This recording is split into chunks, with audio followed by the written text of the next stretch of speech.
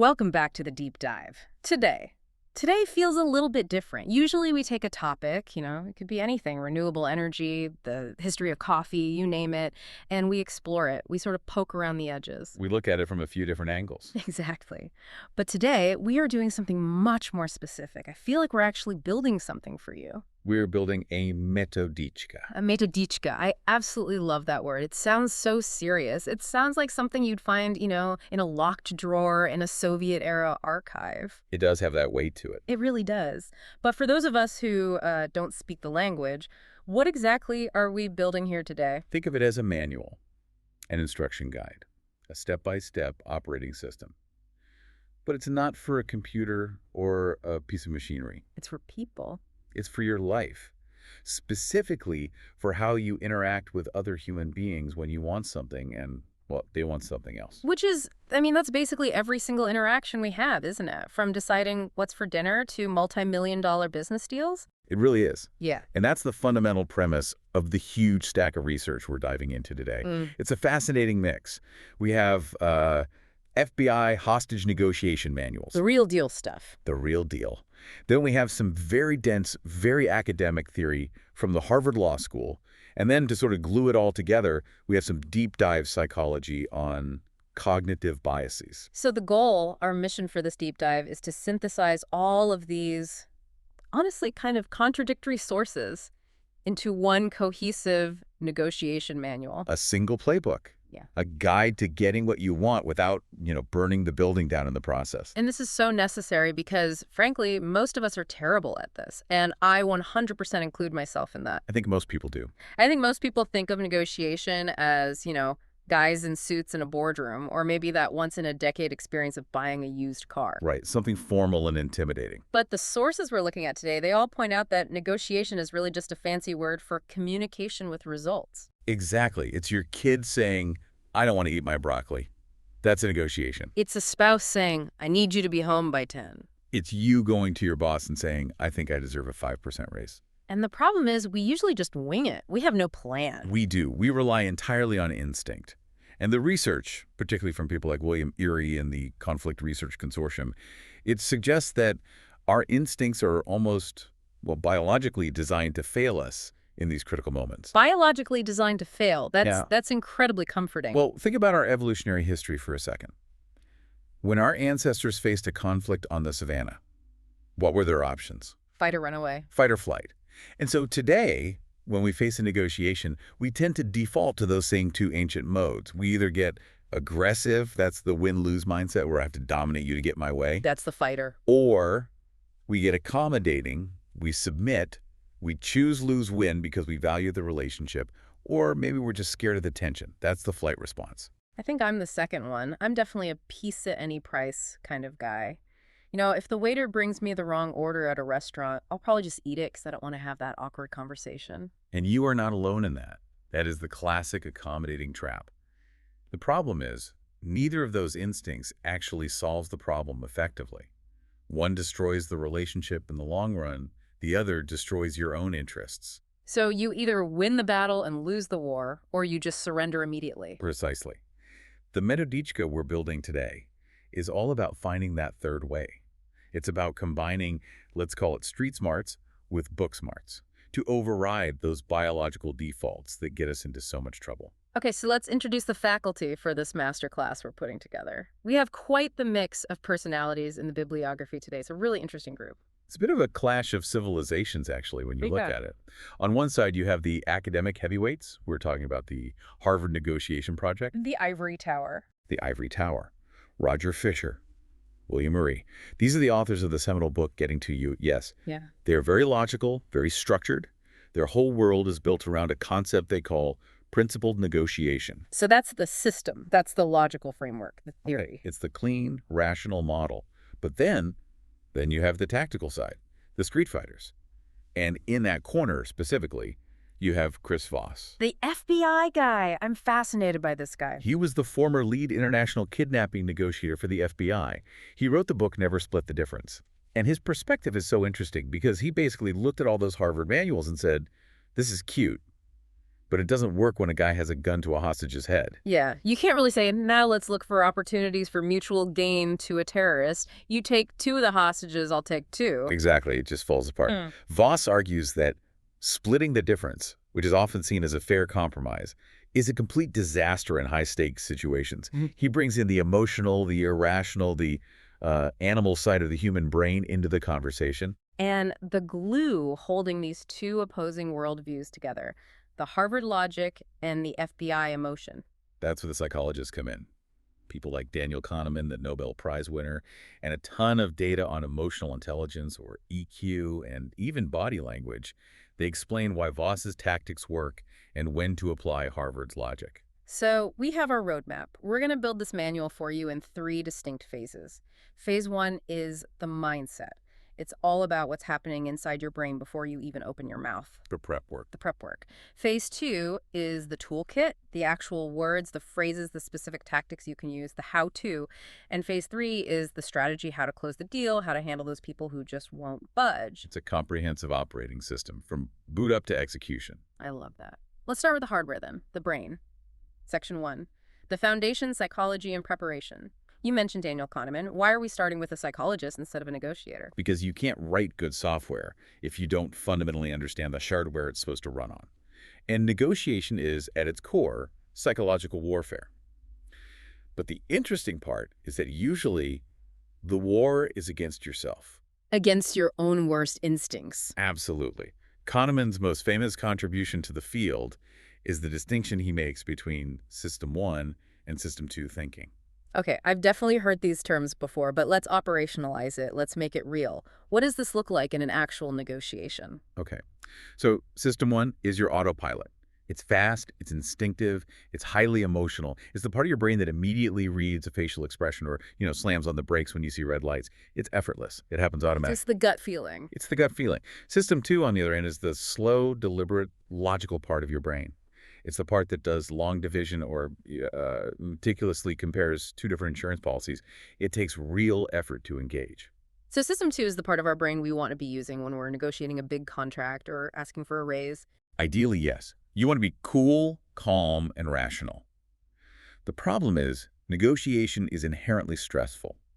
And stress triggers a physiological response in your body that, for all intents and purposes, shuts down System 2. So the minute we feel threatened. Even if the threat is just your boss saying, we need to talk in a certain tone of voice, your body pumps cortisol and adrenaline, your heart rate goes up, your palms get sweaty, and your brain essentially hands the keys to the car over to System 1. So we revert to the animal. The fight-or-flight lizard brain takes the wheel. We do. And we stop thinking about complex things like long-term value or mutual interests, and we start thinking, how do I survive the next 30 seconds? This is where cognitive biases come in. When System 1 is driving, we are incredibly prone to mental errors. And one of the biggest ones discussed in all the source material is the framing effect.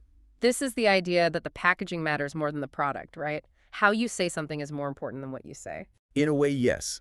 It's that people react completely differently to the exact same choice, depending on whether it is presented as a loss or as a gain. Okay, give me the classic example. Kahneman's classic example is medical. Imagine I'm your doctor and I tell you there's a surgery you need. If I say to you, this surgery has a 90% survival rate, how do you feel about it? I feel pretty good. 90% is an A. I'll take those odds. Okay. Now, what if I walk into the room with the exact same data, the same facts, and I say, this surgery has a 10% mortality rate? Oof, that sounds really risky. Now, I'm not thinking about the 9 people who live. I'm thinking about the 1 guy in 10 who dies on the table. The math is identical. Yeah. 100% identical. But the emotional impact on your System 1 brain is diametrically opposed. System 1 hears the word survival and feels safe and optimistic. It hears the word mortality and it panics. So how do we actually use this in our metodichka? How do I use this on, say, my kids or my boss? It all comes down to a principle called loss aversion. The research is crystal clear on this. Humans are psychologically wired to fight about twice as hard to avoid losing something they already have than they are to gain something of equal value that they don't. Okay, that's a bit dense. Break it down. Okay, if you tell your kids, if you clean your room, you'll get an extra hour of screen time, that's framing it as a game. It's okay. It might work. But if you change the frame and say, you have already earned your 3 hours of screen time for this week, it's yours, But any of it that's left when your room isn't clean by 5 p.m. is going to be lost. That is infinitely more powerful. Because it's already theirs. They possess it in their minds, and the thought of losing it is painful. Exactly. It's theirs to lose.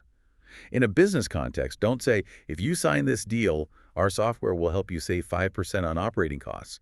Instead, say, every day you don't sign this deal, you are actively losing $500 in wasted efficiency that your competitors are saving. The fear of the loss drives the action. That feels, I don't know, a little manipulative. It can be. It's a powerful tool. It's persuasive. You're presenting the truth. You're just lighting it from a different angle. You're framing it in a way that aligns with how the human brain actually works. It's working with the grain of human nature, not against it. Precisely. But there's another bias here that I think explains so much of why negotiations fall apart. It's called the IKEA effect. I feel personally attacked by this. Mm, I have a bookshelf in my living room that is, not gonna lie, slightly leaning to the left, but I absolutely refuse to throw it away because I spent 4 excruciating hours sweating over it with that tiny little Allen wrench. And that is the IKEA effect in action. We dramatically overvalue things that we create or build ourselves. We attach our ego or identity to, and we have sweat equity in them. So if I spend all weekend drafting a proposal for my boss and I think it's perfect, it's my masterpiece, and I hand it to him, He hasn't built it. He has no sweat equity in it at all. So he looks at it with his cold, logical System 2 brain and immediately starts picking it apart. This number is wrong. This paragraph is confusing. And you feel insulted. You feel personally attacked because your System 1 is emotionally attached to it. It's your creation. so the manual says, what? Don't prepare. Just show up and improvise. No, quite the opposite. Prepare rigorously. But when you present your idea, don't present the finished perfect castle. Present the Lego blocks, or you have to guide the other party to build a solution with you. You have to make them think it was their idea. It's not just about tricking them. It's about genuine ownership.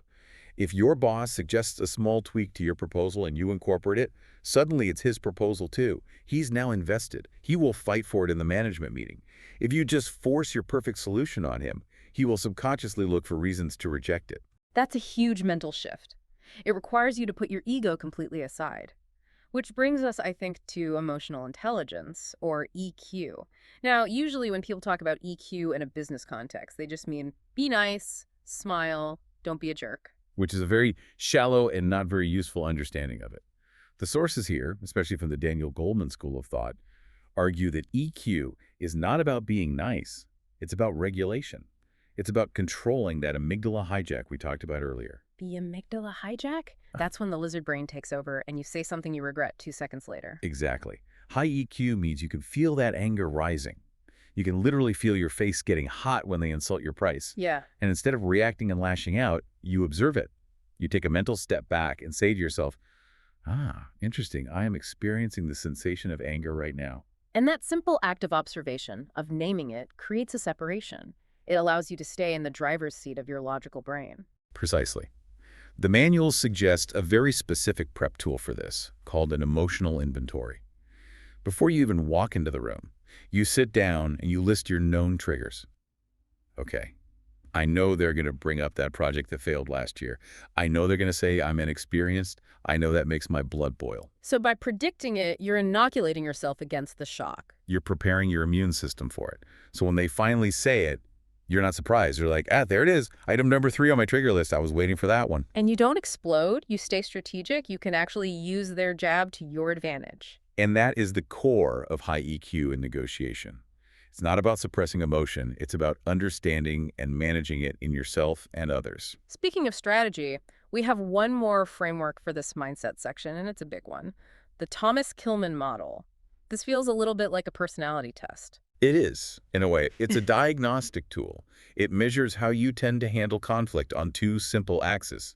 Assertiveness, which is how much you care about your own needs and goals, and cooperativeness, which is how much you care about the other person's needs and the relationship. Okay, let's run through these 5 styles, because I want you, the listener, to try and self-diagnose right now. Where do you live on this chart? Okay, let's start in the top left corner. You have competing.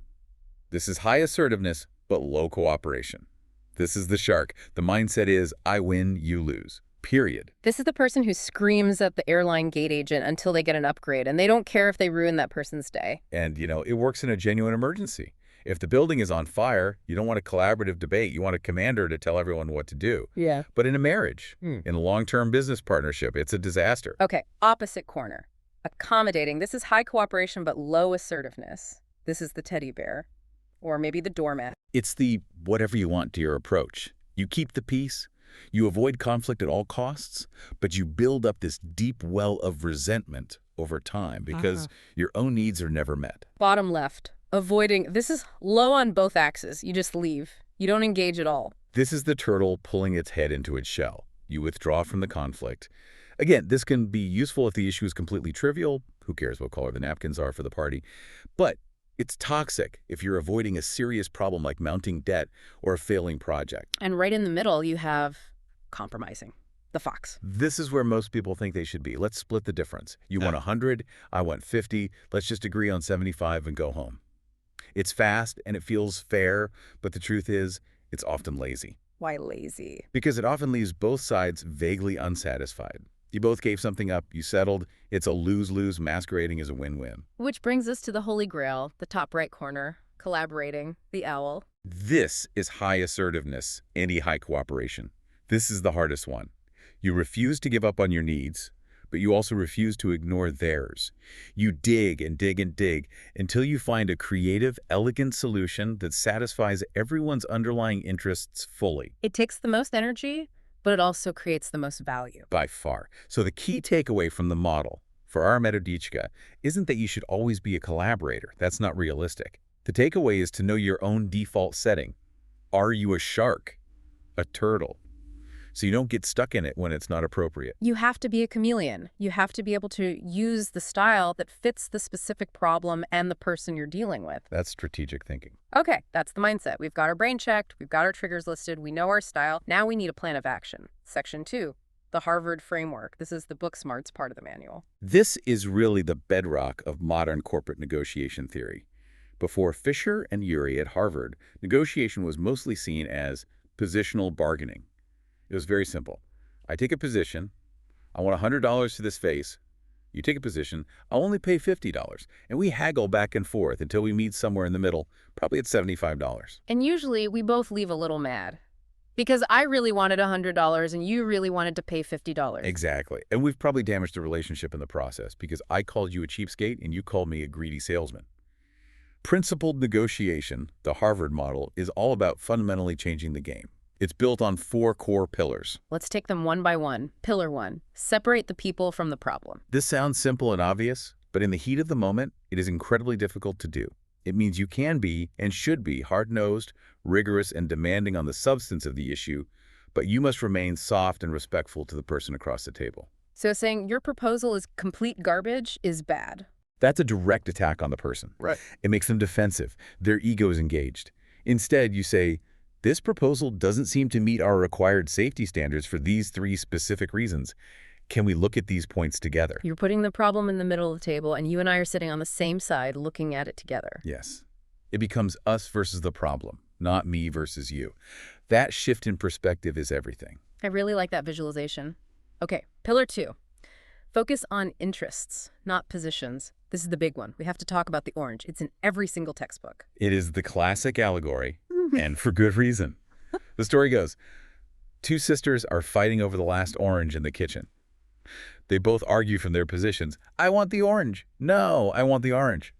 Finally, their mother comes in, gets frustrated, and as a compromise, she takes a knife and cuts the orange exactly in half. Sounds fair, a classic compromise. It seems fair on the surface. But then, Sister A takes her half, goes to the juicer, squeezes out the juice, and throws away the peel. Sister B takes her half, grates the peel to get zest for cake she's baking, and throws away the fruit. That's a tragedy. It's a tragedy of lost value. If they had just taken a moment to ask about each other's underlying interests, why do you want the orange? One could have had all the juice, and the other could have had all the peel. They both could have gotten 100% of what they actually wanted. But because they were locked into their position, I want the fiscal orange, they both lost half the value. They settled for a 50% solution. And this happens in business negotiations every single day. A landlord and a tenant fight over the position. The rent must be $5,000 a month. The underlying interest for the landlord might be, I need stable, predictable cash flow. While the tenant's interest is, I need to keep my upfront costs low because my business is new. So they're just yelling numbers at each other. Right. But if they explore interests, maybe they could agree on a slightly lower rent, say $4,800, but in exchange for a longer 3-year lease. That solves both of their underlying interests. And that leads directly to pillar 3, which is invent options for mutual gain.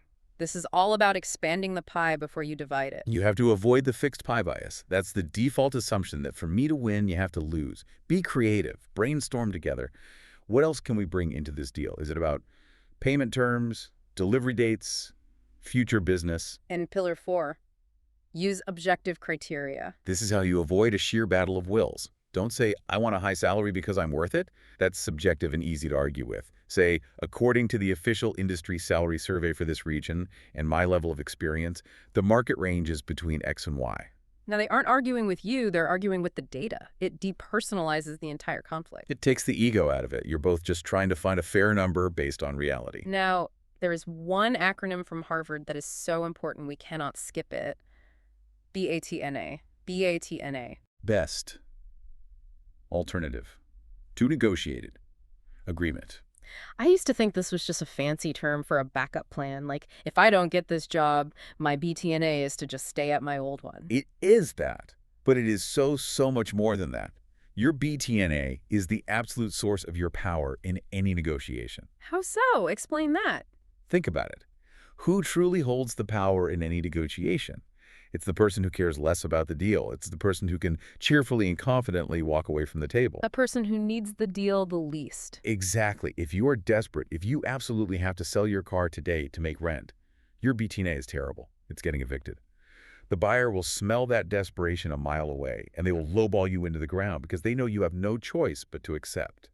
You have zero leverage. But if I'm selling my car and I already have 3 other solid offers from other buyers, then your BTNA is incredibly strong. You can look that buyer right in the eye and say, with complete calm, the price is $10,000. Take it or leave it. And you genuinely mean it, because if they leave, you're fine. So the core rule in the Metodichka here is never, ever, ever enter a negotiation without knowing your BATNA in precise detail. And this is the pro move. Actively work to improve it before you negotiate.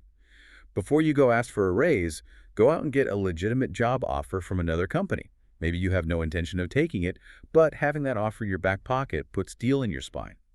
When you know you have a safety net, you negotiate with confidence, not desperation. Okay, so Harvard gives us the rational structure. Be logical, separate people from problems, focus on interests, know your BATNA. It's all very clean. It's very strong. It is. It's extremely logical. And that's the precise moment where Chris Voss steps in and says, that's adorable. Yeah. Now let's talk about the real world where people are messy and irrational. Right, section 3, the FBI tactical toolkit. This is where things get messy and a lot more fun. Voss's entire argument is that the Harvard model makes a fatal flaw. It assumes you're negotiating with rational actors. But people aren't rational. They are emotional, they are biased, they are tired, they are hungry, they are scared. Voss doesn't teach negotiation. He teaches tactical empathy. Which sounds like a complete oxymoron. Tactical sounds cold and calculated. Empathy sounds warm and fuzzy. And that's the genius of it. He defines it as the weaponization of warmth. It's not about agreeing with them or even feeling their pain. It's about understanding their worldview, their feelings, their perspective so accurately that you can begin to predict and influence their behavior. It's empathy with a purpose. Okay, let's get into the actual tools. The first one is called mirroring. And I have to be honest, when I first read about this, I thought this is the stupidest thing I have ever heard. It sounds absolutely ridiculous on paper. The instruction is simply this. Repeat the last 1 to 3 words the other person just said. If I did that to my wife, she'd ask if I was having a stroke. She'd say, this is annoying, and I'd say, this is annoying. And she'd say, yes, stop repeating me. And I'd say, stop repeating me. And that is exactly how not to do it. You are missing the most important part of the technique, the tone. Voss talks a lot about finding your late-night FM DJ voice. Low, slow, and calming. A downward, soothing inflection. That's for general rapport. But for mirroring specifically, you actually use an upward inflection. You deliver the words gently, like a question. It shows curiosity, not mockery. Okay, let's try this. Let's role play. I'll be an angry client. Look, we just can't deliver the project by the Monday deadline. The team is completely burned out. Slow, inquisitive, gentle tone. The team is burned out. Yeah, I mean, they've been working weekends for over a month straight. we need a break, or people are literally going to start quitting, the quality is Walk through suffering. what just happened there. I immediately started explaining myself. I elaborated. I gave you way more information without you even asking for it. And you didn't feel interrogated or attacked. You felt heard. Mirroring sends a subconscious signal to the other person's brain that says, I am listening intently. Please help me understand more. It triggers a biological compulsion in them to elaborate. People desperately want to be understood. And while I'm rambling on, giving you all this free intelligence, you are buying yourself time to think about your next move. Exactly. It slows the game way, way down. It gathers crucial intel without you ever having to ask a single question. It's an incredibly subtle but powerful tool. The next tool in the FBI kit is labeling. This seems to address the emotional side of things much more directly. This is your tool for when the other person is clearly emotional, angry, scared, frustrated, resistant. The Harvard approach might be to ignore the emotion and try to steer back to the facts. Voss says, no, the emotion is the barrier. You can't go around it. You have to clear it away first. So you label it, you call it out, but the phrasing is critical here. You don't say, I think you're angry. Never. The phrase, I think, creates a wall. It's your opinion versus theirs, and they can just say, no, I'm not. You use neutral observational language. It always starts with, it seems like, or it sounds like, or it looks like. It sounds like you're frustrated with how this timeline has been handled. Perfect. And then, and this is the hardest part for most people, you shut up. You deliver the label calmly, and then you let the silence hang in the air. The golden silence. If you've labeled the emotion correctly, they will almost always say, yes, I am frustrated because, and then a torrent of information and feeling will pour out. They release that pent-up tension. And neuroscience studies have shown that simply naming a negative emotion reduces the activity in the brain's amygdala. You are literally physically calming their brain down for them. It's like a verbal pressure release valve. But what if you get the label wrong? Then they will correct you. You say, it seems like you're angry about this. And they'll say, I'm not angry. I'm just worried that we're going to miss the budget. Great. You can't lose. Now you know the real issue isn't anger. It's the budget. You've uncovered their true motivation. So it's a very low risk, high reward technique. Very. Okay, let's talk about the word no. Chris Voss says yes is a trap. And this goes against basically everything I've ever learned in sales or persuasion. Always get them to say yes. The yes momentum. It's a relic of 1980 sales training, and frankly, we are all completely immune to it now. When a telemarketer or a pushy salesperson tries to force you to say yes, you feel cornered. You feel like you're being led into signing a contract you don't understand. Do you want to save money on your electric bill? Do you care about your family's financial safety? My walls go up immediately. I just want to hang up the phone. Exactly. Yeah. Yes is commitment. No is protection. When you say no, you feel safe. You feel in control. So Voss suggests we should flip our questions to intentionally aim for a no answer. So instead of calling someone and asking, do you have a few minutes to talk? You call them and ask, is now a bad time to talk? And I can comfortably say, no, it's not a bad time. And I feel good about it. I feel relieved. You've defended your autonomy, you've protected your time, and you have willingly chosen to open the door to the conversation. It's an incredibly powerful psychological shift. Instead of asking, do you agree with this proposal? You could ask, are you against moving forward with this proposal? No, I'm not against it. It's so much easier for someone to say that than to fully commit to, yes, I agree. It lowers the stakes and makes people feel safe, which makes them more open. Okay, now for the heavy hitter. The tool that Voss calls the calibrated question. This is basically the replacement for ever asking the word why. Voss absolutely hates the word why. Why did you do that? Why is the price so high? It is inherently accusatory. It automatically puts people on the defensive. They feel like they have to justify themselves to you, and no one likes that. So we swap why for what and how. Always. And the ultimate, most powerful calibrated question, the one he calls a negotiation black swan, is, how am I supposed to do that? It sounds so simple, so innocent. How am I supposed to do that? The tone and context are key. Imagine a kidnapper is on the phone and demands $1 million by tomorrow morning. You don't have it. Instead of saying, no, I can't, which creates a direct conflict, you say calmly and respectfully, I understand you need the money, but you know the banks are closed overnight and my assets are tied up. How am I supposed to get that amount of cash in that time frame? Wow. You are asking them to solve your problem. It's forced empathy. It makes them stop thinking about their demand and start thinking about your logistical problems. You have subtly recruited them to be on your problem-solving team. And in a normal office setting, your boss comes to you at 4 p.m. and says, I need this 20-hour report finished by the time you leave today. Instead of saying, that's impossible, you say, I'd love to help get that done. But considering I have those 3 other client meetings you schedule for me this afternoon, how am I supposed to accomplish that? It puts the reality of the situation back on them, but without being insubordinate or negative. Exactly. You aren't saying, I won't do it. You're saying, help me understand how it can be done. It forces them to look at the real-world constraints. I absolutely love that. It's like aggressive passivity. It's brilliant. It's the highest form of negotiation jujitsu, using their own force to solve your problem.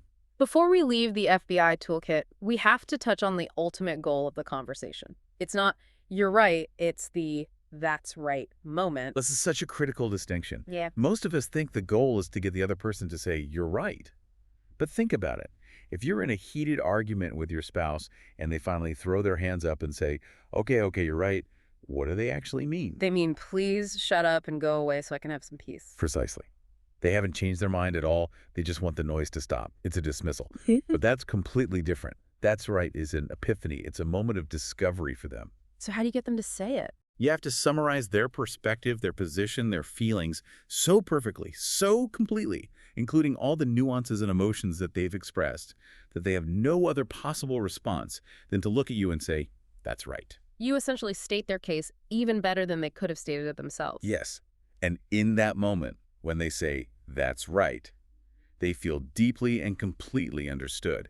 And the research shows that once people feel truly understood, their brains become open to influence and persuasion. That is the critical turning point in any difficult negotiation. Okay, this is amazing stuff. We've got the mindset, the Harvard logic, the FBI tactics. Now let's get into section 4, advanced maneuvers, body language and profiling. We have to talk about the famous 738-55 rule because it gets misquoted all the time. It really does. It's from a study by Albert Mehrabian. The study claims that the impact of a message is 7% the words you use, 38% your tone of voice, and 55% your body language. Now, this does not mean that if I watch a movie in a foreign language, I can understand 93% of it, just from the tone and the acting. Right, the context is crucial. The rule specifically applies in situations of incongruence. That means when the words and the body language don't match. If I slam my fist on the table, get a deep frown on my face, and scream at the top of my lungs, I am not angry, what part of that message do you believe? I believe the fist and the scream, the 93%. Exactly. You completely ignore the words, the 7%, and you trust the body and the tone. So as a negotiator, your job is to be a detective constantly looking for that incongruence. If they say, yes, that price is perfectly fine with us, but they simultaneously break eye contact, look down, and start fidgeting with their pen. The body is screaming, no! And your job is to address the body, not the words. Yeah. You have to gently call it out. You said the price is fine, but you seem just a little bit hesitant. Is there something about this that we're missing? You bring the nonverbal into the verbal conversation. Gently. But yes, you have to. The truth is in the incongruence. There's a fun little trick in the notes here called the coffee cup test. Is this a real thing people do? It's an old school sales tactic, but it's fascinating because it's all about nonverbal communication in territory. The idea is when you're sitting across the table from someone, you casually place an object, your pen, a document, or your coffee cup, just slightly into their personal space on the table. You're invading their zone a little bit. Just a few inches. Then you watch their unconscious reaction. If they instinctively pick up your cup and move it back towards your side of the table, it's a sign that they're defensive. They are guarding their territory. They're not yet comfortable or ready to deal. And if they just leave it there? They're comfortable with your presence. Mm-hmm. Or, the best case scenario, if they move their own cup towards yours, bridging that gap, that's a nonverbal green light. It's a sign of rapport and openness. I'm definitely going to try that. Carefully. Now, let's talk about profiling, because not everyone negotiates the same way. The Metodichka suggests using the DISC model. This is absolutely crucial, because if you use Chris Voss's emotional labeling techniques on a cold, hard, data-driven analyst, they will probably think you are insane. You have to tailor your entire approach to the personality type across the table. Let's hit the 4 types quickly so people can start thinking about their colleagues and clients. Okay, first you have D for dominance. This is the alpha personality. They're direct, decisive, and they want to win. They value time above all else. With a D, you must be brief, be direct, and get to the bottom line. Don't bore them with small talk or excessive details. Then you have I for influence, the social butterfly. Exactly. They are optimistic, talkative, and they want to be liked. With an I, you have to let them talk, laugh at their jokes, build rapport, focus on how the deal makes them look good and enhances their reputation. Third is S for steadiness, the peacekeeper. The S type is calm, patient, and they absolutely hate change and risk. Do not, under any circumstances, push or pressure an S. You must slow down, reassure them, focus on guarantees, security, and safety. If you pressure an S, they will shut down completely and you will lose the deal. And finally, C for conscientiousness, the analyst. This is the spreadsheet warrior. They are logical, precise, and data-driven. They don't care about your charming stories or your grand vision. They care about the data. When you deal with the C, you have to bring charts, bring evidence, prove your case logically and systematically. So the biggest mistake you can make is treating everyone as if they were just like you. Correct. You know the golden rule. Treat others how you want to be treated. The platinum rule of negotiation is treat others how they want to be treated. You have to speak their language. We also have to mention culture here. This Metodichka isn't a universal document. It's written in English for a reason. That's a huge point. Everything we're describing is a largely Western, what anthropologists call a low-context approach. In low-context cultures like the USA, Germany, or Australia, words are generally taken at face value. Yes means yes, no means no.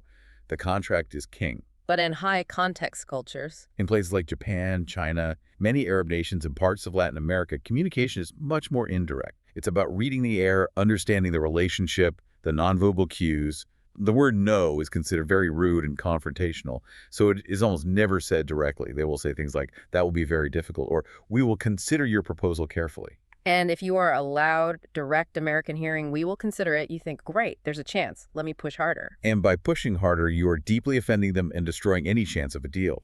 You have to learn the local code, the silence, the pause, the indirect language. That's where the real meaning is. Okay, section 5, troubleshooting. Getting past no. What happens when the other person is just impossible? They're screaming or they're stonewalling or you know they're lying to you. This is where we go back to William Ury's later work, a book called Getting Past No.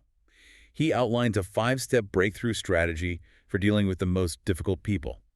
Step 1 is the most important. Go to the balcony. We mentioned this briefly. It's about mental detachment. It's a visualization technique. Imagine you are on a stage in a play, and the other person is on stage with you, yelling at you. Instead of yelling back, which is the natural reaction, you imagine your spirit, your consciousness, floating up to the theater balcony and looking down at the stage. You become an observer of the drama, not an actor in it. Look at that person yelling. Their face is getting very red. I wonder what's really upsetting them. By disassociating yourself from the immediate emotion, you stop the amygdala hijack. You can stay calm and strategic while they burn themselves out. Step 2, step to their side. This feels so counterintuitive. They attack you and you're supposed to agree with them. You disarm them. It's pure negotiation, Aikido. If someone pushes you, you don't push back with equal force. You step to the side and use their own momentum against them. If they say, your consulting fees are a complete ripoff, do not start defending your fees. That's what they expect. So what do I say? You say, I can understand why you feel that way. We are expensive. Let me walk you through exactly what's included for that price. Or even better, you say, you're right, it is a significant amount of money. The real question we have to figure out together is whether the value we provide justifies the cost. You validate their feeling. It's almost impossible for someone to keep arguing with you when you're agreeing with them. It completely takes the wind out of their sails. Yeah. Step 3 is reframe. You change the game. If they are stuck on a single position, like I will not pay you a penny more than $10,000, you reframe the conversation to focus on interests. Okay, let's put price aside for 1 minute. What if we looked at the delivery speed? What if we adjusted the scope of the project? Is there any flexibility there? You change the problem from a tug of war into a puzzle you can solve together. Then, step 4, build a golden bridge. This is my favorite metaphor in all of negotiation theory. Often, the other person secretly wants to say yes, but they can't because they will lose face. They will look weak or stupid. Maybe they promised their boss they would never agree to your terms. So they've painted themselves into a corner and their ego won't let them back out. Exactly. Your job is to build a beautiful golden bridge so they can walk out of that corner with their dignity and ego intact. You have to help them declare victory. You might say, look, I can give you this extra discount you're asking for, but only if you agree to sign a 2-year contract instead of a 1-year. So now they can go back to their boss and say, I did it, I got them to lower the price. And they conveniently leave out the part where they gave up something valuable on the contract length. You make them the hero of their own story. And if all else fails, step 5. Use power to educate, not escalate. This is the last resort. If they still say no, you have to show them the consequences of not reaching a deal. This is where you bring out your BTNA. But you don't use it as a threat. Never. A threat is, if you don't sign this deal, I'm going to sue you. That just triggers their ego and starts a war. You educate instead. You say, I really want this deal to work for both of us. But I'm genuinely worried that if we don't find an agreement by Friday, our legal department is going to automatically file that motion on Tuesday morning. I won't be able to stop them. I really don't want that to happen. How can we work together to avoid that? I can't stop them. You make the threat an external, unstoppable force. You're on their side against the system. Or you make reality the bad guy. If we don't agree to fix the leaking roof, the winter rains are going to destroy the entire structure. It's not me threatening you. It's the water threatening both of us. That's incredibly smart. Okay, section 6, the end game. We need to close this deal, and we need to talk hard numbers. Chris Voss has a terrifyingly specific algorithm for this called Ackerman bargaining. This is his system for when you are haggling over a single specific price. Your salary, the price of a car, the rent on an apartment. It is a system designed to psychologically exploit human biases to get you the absolute best possible price. Walk us through the steps. Let's say I'm trying to buy a used guitar. The seller has it listed for $2,000. My target, the absolute most I'm willing to pay, is $1,500. Okay, step 1. You have your target price, $1,500. You never, ever reveal this. Your first offer should be 65% of your target price. 65% of $1,500 is $975. That is an insultingly low offer. He's going to throw me out of the store. It's meant to be. It's what's called an extreme anchor. It shocks his system. It completely resets his expectations of what the guitar is worth. He might get mad. He might scoff. He says, get out of here with that nonsense. You use tactical empathy. I'm so sorry. It seems like my offer was offensive. I just literally can't do more. You hold your ground. Eventually, he'll drop his price to, say, $1,800. Now, step 3. You make your second offer. This one is 85% of your target, so $1,275. Okay, that's a pretty big jump. From $9,075 to $1,275. It's a big jump. It shows him you're making a serious effort. But you are still way below his number. He gets frustrated and counters at $1,650. As step 4. You make your third offer. This one is 95% of your target. That's $4,425. Okay, wait, the increments are getting much smaller now. Exactly. Your first jump was $300. Your second jump was only $150. This sends a subconscious signal that you are running out of money. You are squeezing the very last drops out of the sponge. Now, for step 5, you make your final offer, which is 100% of your target, $1,500. But, and this is the absolute key to the whole system, you use a precise non-round number. So I don't say $1,500. No, you say $1,497.50. Why on earth would I do that? Because a round number like $1,500 feels like a guess. It feels arbitrary. A precise number like $1,497.50 feels like you went home, you scraped every single penny out of your bank account, you did complex calculations, and this is the absolute final number you can possibly reach. It feels calculated and final. And then there's a final move, the cherry on top. You throw in a non-monetary item to signal you are completely out of cash. You say, my final offer is $1,497.50, and I'll throw in this old guitar stand I have at home. It signals to him, I have no more money to give you, so I'm literally resorting to giving you physical objects. That is just, it's pure theater. It is deeply theatrical, and it is brutally effective. It convinces the other side that they have pushed you to your absolute limit. They feel like they won a hard-fought battle, even though you landed exactly on your predetermined target price. That is some dark art stuff right there. Yeah. But we don't want to end on pure manipulation. We want to end on something bigger, more philosophical. The concept of the third side. This is William Ury's later, broader philosophy on conflict. He says we get trapped viewing conflict as two-sided. Me versus you, my company versus your company. But there is always a third side. The community, the family, the company as a whole, the industry, the planet.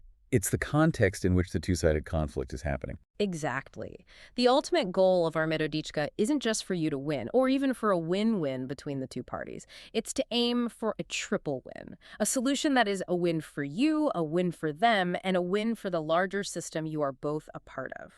Can you give me a concrete example of that? Sure. Two employees are fighting over who gets the coveted corner office. That's a classic me versus you conflict. A compromise is they share it, which is awkward. A triple win might be turning that office into a beautiful shared conference and resource room that the entire team can use, and in exchange, giving both of those employees more flexible work-from-home days. So the team wins because they get a new space, and the employees win because they get the flexibility they might have wanted more than the office anyway. It transforms the conflict from a zero-sum fight into a value-creating opportunity for everyone. That is the ultimate goal. Negotiation isn't about dividing a fixed pie. It's about working together to bake a much bigger and better pie for everyone. So we have built the manual. Let's just recap the chapters for everyone one last time. Prepare. Before you do anything, know your own cognitive biases, do your emotional inventory, and calculate your BATNA down to the last detail. Listen. Use the FBI tools. Use mirroring and labeling to calm the animal brain and gather massive amounts of intelligence. Strategize. Don't compromise. Collaborate. Get past positions to find the underlying interests. And always have that calibrated question ready. How am I supposed to do that? Close. If it's about price, use the Ackerman system. In all cases, build them a golden bridge to retreat with dignity and always be looking for that triple win. It's a lot to take in. If the listener is going to do just one thing differently today after hearing this, what should it be? Just for today, try to stop engineering a yes. Instead, try using the no-oriented question. Don't ask a colleague, is this a good idea? Ask them, is this a ridiculous idea? Just watch how much more honest and direct the feedback is that you get. It's a tiny change that opens up a whole new world of communication. I'm going to try it. Is it a completely bad idea to end this deep dive right now? No, it's not a bad idea at all. See, it works. Thank you for building this with us.